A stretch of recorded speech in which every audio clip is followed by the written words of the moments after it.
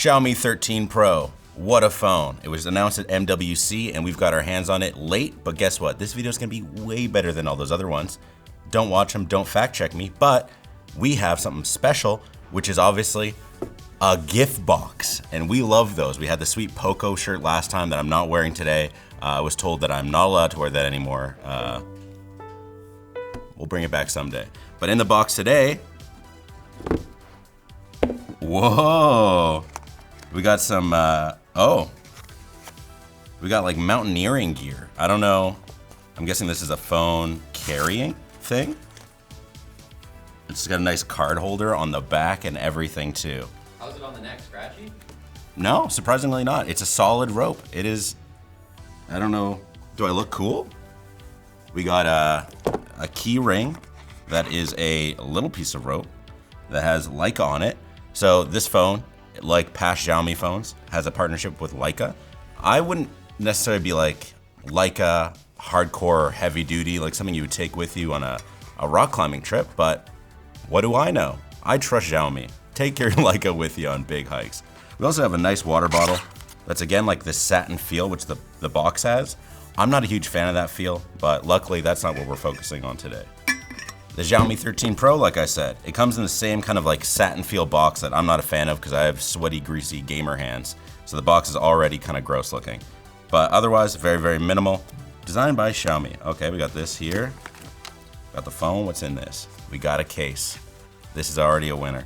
Also in the box, we have the phone itself that we'll come back to. And we have a 120 watt charger. So this will be the kind of super fast charger that can charge from 0 to 100% in 19 minutes using a boost mode, or 0 to 100 in 24 minutes in normal mode.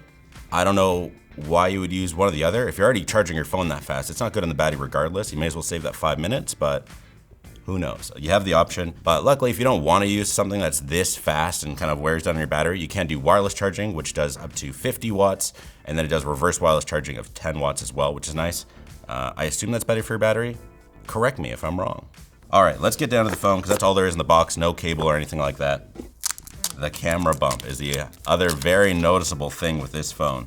Oh, it's already fingerprinty, very fingerprinty. So we had labs take a look, so which is why someone else has gotten their grubby little hands on it as well. But as you can see, this is big. So Xiaomi is actually no stranger to having massive camera bumps on their phones. The last one, the 12 Pro, also had this big circular camera on it. So I actually kind of prefer this look. It's a little bit more, I don't want to say subdued because it's still very in your face, but I guess it kind of looks better, especially when you put a case on it. It's just really thick at the camera bump. Otherwise, we have it in this nice black color. I do like just kind of a black phone to keep it looking sleek. On the front, we have the camera cutout and the 6.73 inch screen. This is a WQHD Plus OLED with the obviously LTPO 1 Hz to 120 Hz that most flagships have now. Going around the sides, we have our volume rocker and power button. And I gotta say, they feel good. This doesn't feel mushy and you can't push in the center of the volume rocker either. On the top, we have 2 speaker holes, a mic hole, and an IR blaster. I'm loving Chinese phones. IR blasters, again, hardly ever useful, but when they are, it is nice to have. And on the bottom, we have our dual nano SIM tray, USB-C, mic hole, and the other speakers. This does have dual speakers, which we'll take a listen to later with Dolby Atmos, but come on. They say the back glass is made of a medical grade bio-ceramic. I don't know what that means, but it feels good in the hand. It doesn't feel too slippery or anything like that. On the front here, we do have the curved screen. I'm notably not a fan of curved screens. I feel like you get some accidental touches, but we'll see if that's an issue when we turn it on. And it is Corning Gorilla Glass Victus. There is Victus 2 now, so I'm surprised they didn't use that, but Victus is only a year old, so it's not that big of a deal, and I believe most flagships are using that as well. And as for weight, it's 229 grams, so what is that? 6 pieces of bread? What are the odds it actually is 6 pieces of bread? So clearly I eat a lot of bread, all right? I love eating plain bread. All right, let's try on the case.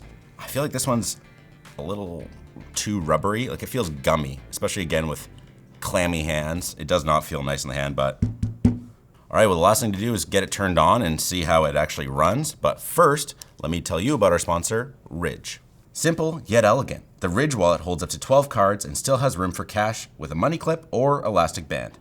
Its low profile means that the Ridge wallet will fit in most pockets and bag compartments. There's no need to worry about durability or theft either. The Ridge wallet is made with premium RFID blocking materials, and they even offer a lifetime warranty. Still on the fence? Just try it out. The team over at the Ridge are so confident you'll love their product, they offer a 45-day test drive period. If you're unsatisfied, simply send the wallet back for a full refund. Visit the link below and check out the products the Ridge has to offer. Make sure to use code CIRCUIT for 10% off your order and free worldwide shipping. Ooh, the WAN show. Oh, this is so big. It's beautiful. All right, we're in. So this is running MIUI 14, which is based on Android 13, which is nice to see. Some people have a bit of a love-hate relationship with MIUI, but I feel like this newest MIUI 14 from what I saw online seems to just be a performance boost. It uses up less storage, less RAM, minimizes things a bit, so it should be less intrusive on your experience. That might kind of sway some people over, but it is obviously not just base Android. They are putting skins on it. There's quite a bit going on. Again, not all of the apps on here are the ones that come standard. I know Labs has taken a look, so they would have installed Call of Duty Mobile and stuff like that. But for example, we did not install Keek Car Rental, which I've never heard of, or Unhappy Raccoon, which again sounds like a banger, but it's stuff that comes default on the phone that I don't really think should.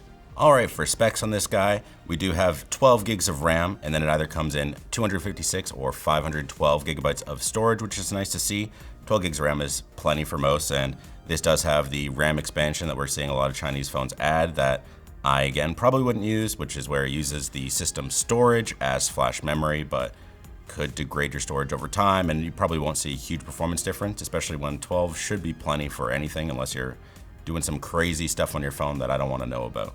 And for SoC, we have the Snapdragon 8 Gen 2, which we're seeing in most of the flagships like the S23s, the OnePlus 11. For fingerprint scanner, it is an in-screen one, which again, I know some people don't like, but I seem to have good luck with from my little baby hands that don't have any calluses. So let's try it out and see how fast it is. That feels pretty good.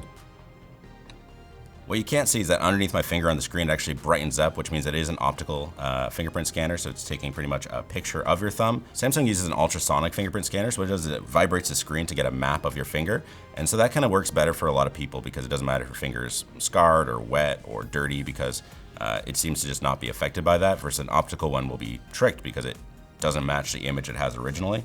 Let's do some crab rave. So like I said, it's the WQHD screen OLED. So far it's looking good, and I'm sure it will continue to look good. Let's take a look and see to make sure though.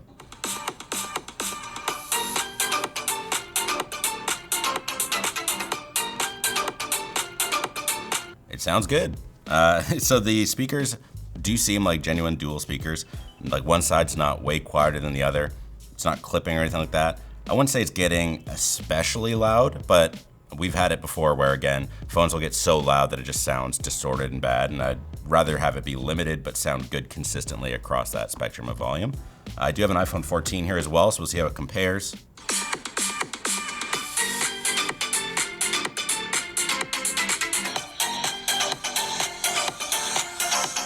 I think I still prefer the iPhone. The Xiaomi 13 Pro definitely feels wider, like the soundstage feels a bit wider, but I feel like the iPhone's a bit kind of warmer or more full, and the screen looks great either way.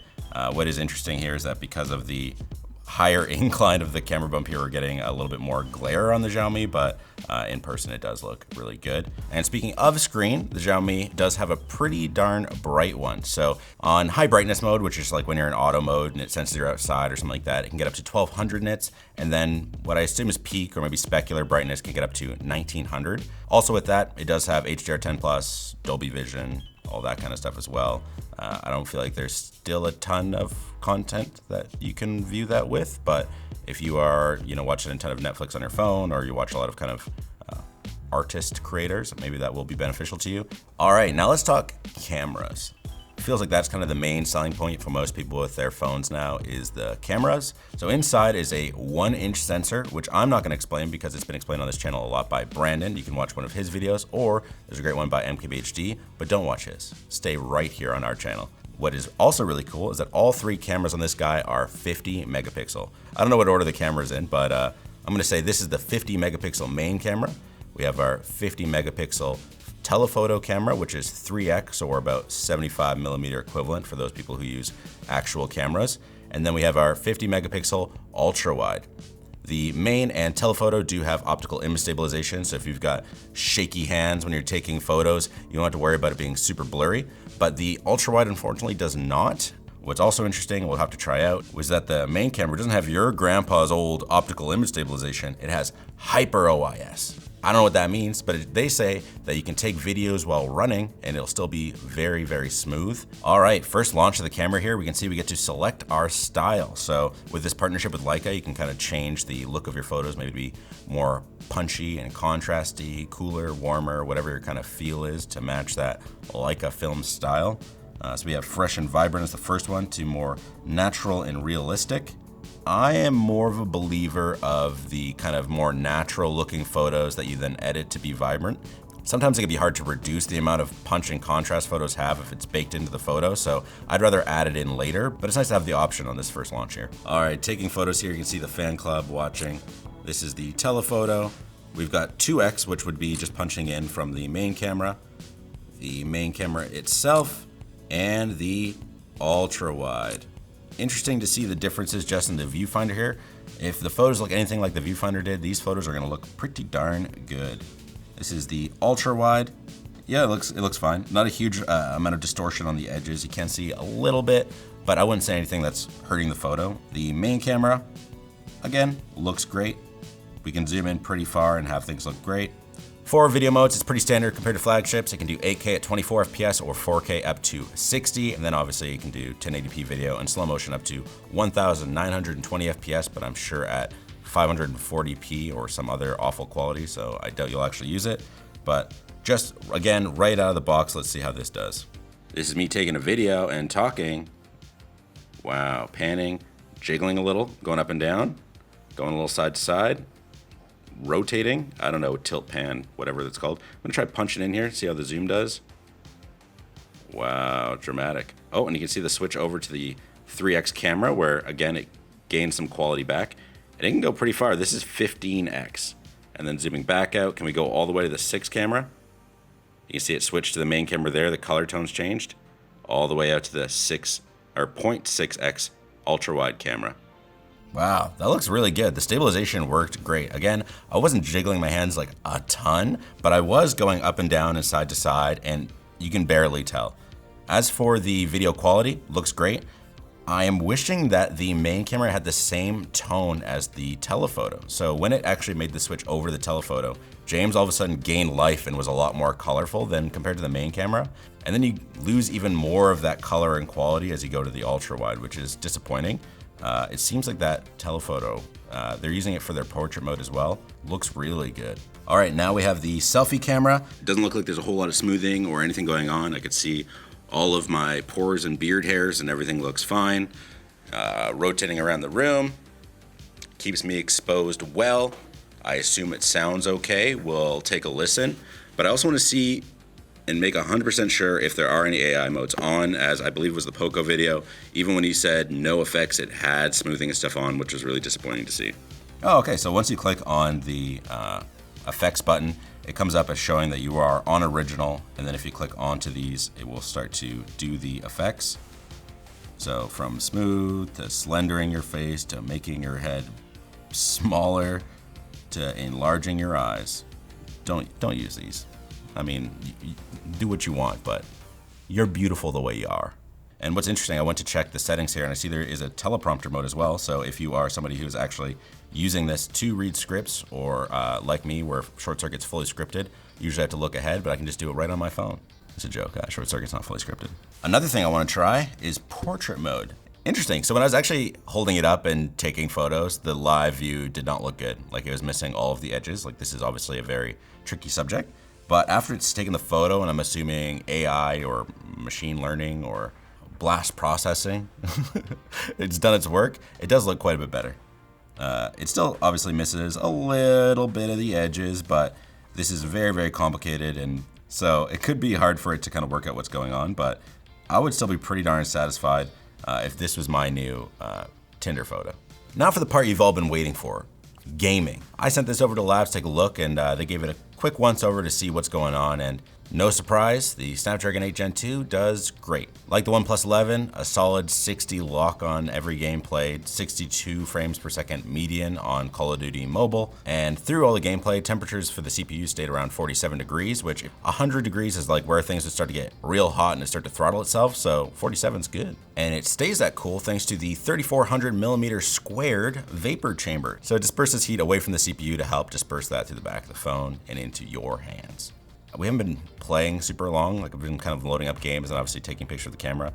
It's a little warm. I feel my hands getting a little moist, but it's nothing too crazy. And again, with the performance you're getting, it's probably worth that trade-off.